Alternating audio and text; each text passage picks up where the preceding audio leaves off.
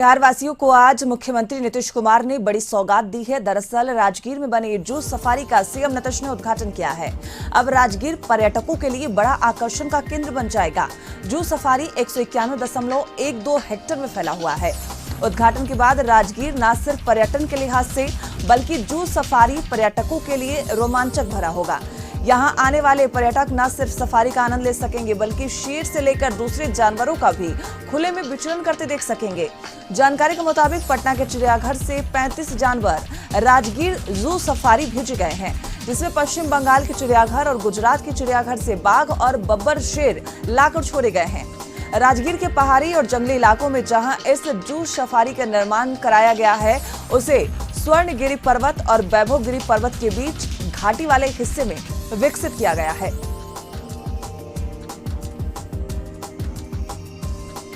बिहार में भ्रष्ट अधिकारियों पर कार्रवाई जारी है। एक के बाद एक ताबड़तोड़ छापेमारी की जा रही है। फिलहाल निगरानी की टीम पूर्णिया जिले के रजिस्ट्रार के ठिकानों पर छापेमारी कर रही है।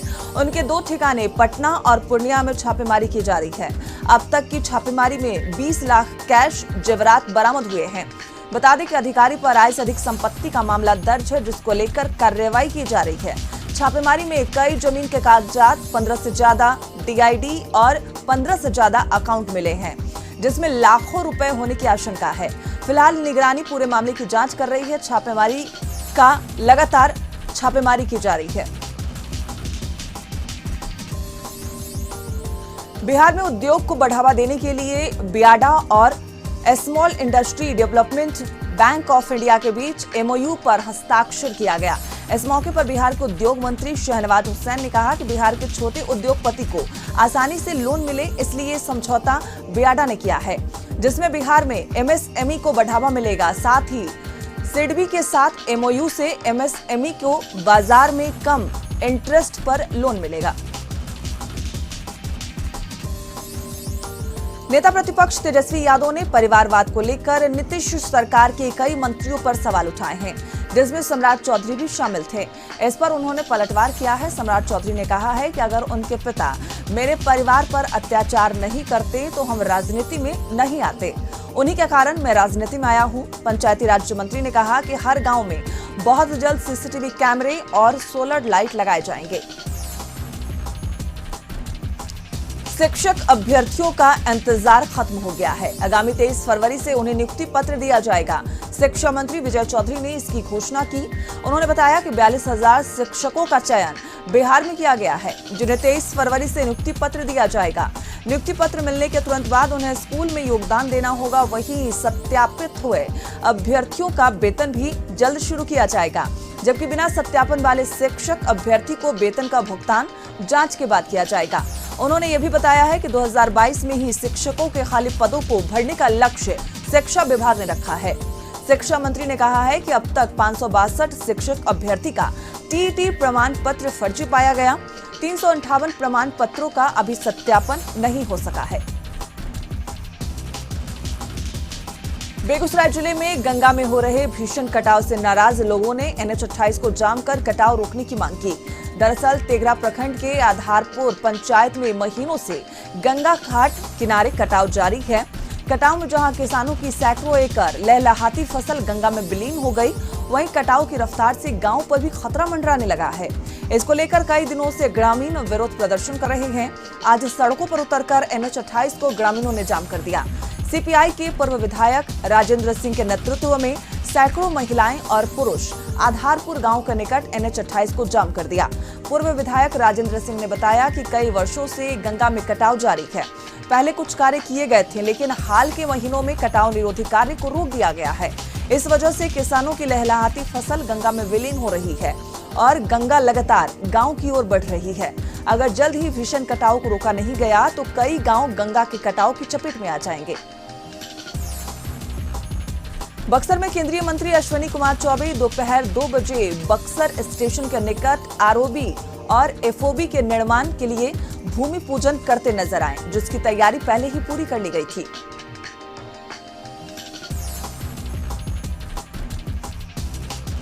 आय से अधिक संपत्ति मामले में पूर्व मंत्री और वर्तमान विधायक बंधु तिर्की आज रांची सीबीआई कोर्ट में हाजिरी लगाते नजर आए। बंधु तिर्की सीबीआई कोर्ट के आदेश पर कोर्ट में हाजिर हुए।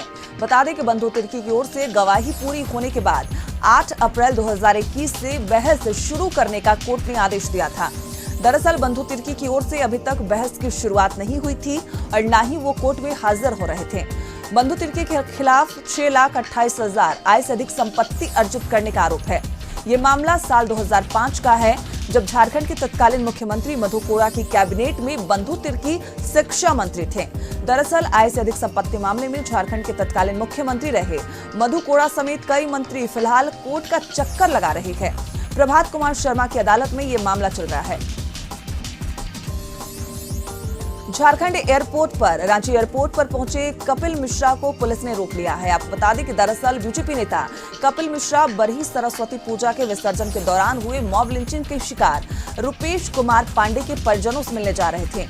हालांकि एयरपोर्ट पर बीजेपी कार्यकर्ताओं की भारी भीड़ जमा हो गई, लेकिन पुलिस ने उन्हें एयरपोर्ट से बाहर जाने की इजाजत नहीं दी। वहीं बाद में मीडिया से बात करते हुए उन्होंने कहा कि वो पीड़ित परिवार को आर्थिक मदद पहुंचाने के मकसद से वहां जाना चाह रहे थे, लेकिन पुलिस ने उन्हें इस बात की इजाजत नहीं दी। गढ़वा के कांडी थाना क्षेत्र के खरौंदा गांव निवासी परिखा पासवान का शव तिरंगे से लिपटा हुआ उनके पैतृक गांव पहुंचा, जहां शव के साथ पहुंचे सीआरपीएफ के सैकड़ों जवानों ने सलामी दी। हजारों लोगों की उपस्थिति में परिखा पासवान का अंतिम संस्कार सोन नदी के तट पर किया गया।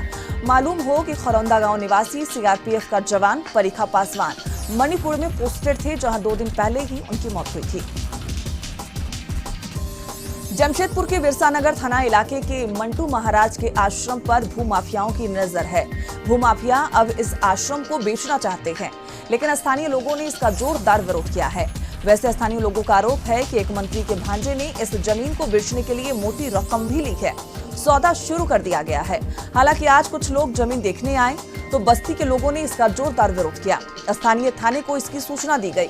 वहीं बाद में मौके पर पहुंची पुलिस ने पूरे मामले की तफ्तीश शुरू कर दी है। मंटू महाराज का अपना कोई वारिश नहीं।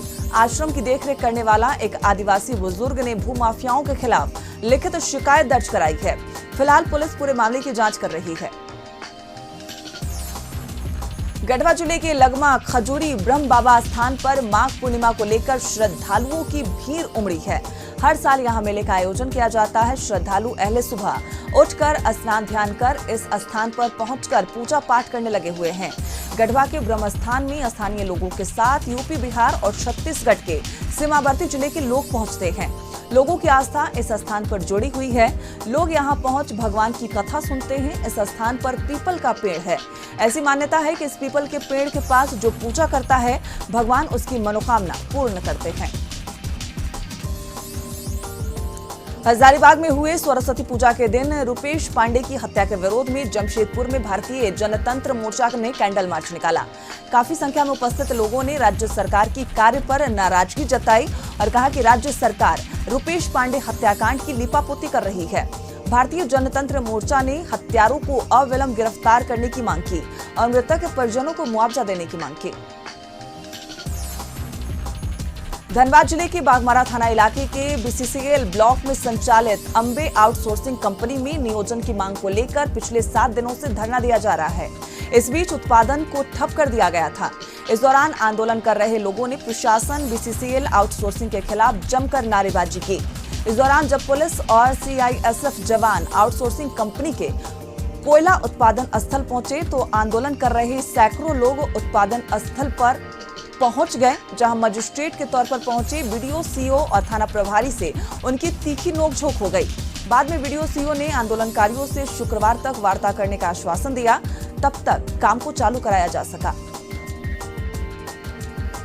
सिमडेगा में कोलोबिरा स्थित जवाहर नवोदय विद्यालय के छात्रों ने खराब भोजन और स्कूल की अन्य समस्याओं को लेकर स्कूल प्रबंधन के खिलाफ आंदोलन छेड़ दिया है। बुधवार की सुबह स्कूल के सभी छात्र अपने आप को एक हॉल में बंद कर स्कूल प्रबंधन पर खराब भोजन और अन्य गड़बड़ी की शिकायत की। सूत्रों के अनुसार स्कूल के छात्रों ने डीसी सुशांत गौरव को ईमेल के माध्यम से स्कूल की शिकायत की है। हालांकि इस संबंध में स्कूल प्रबंधन के द्वारा कुछ भी जानकारी नहीं दी जा रही है। बेरमो थाना इलाके के डोरी बस्ती मंदिर की 4 दीवारी पर असामाजिक तत्वों ने असामाजिक बातें लिख दी। इसकी जानकारी श्रद्धालुओं के मंदिर पहुंचने पर हुई। इस मामले को लेकर लोगों ने काफी नाराजगी जताई।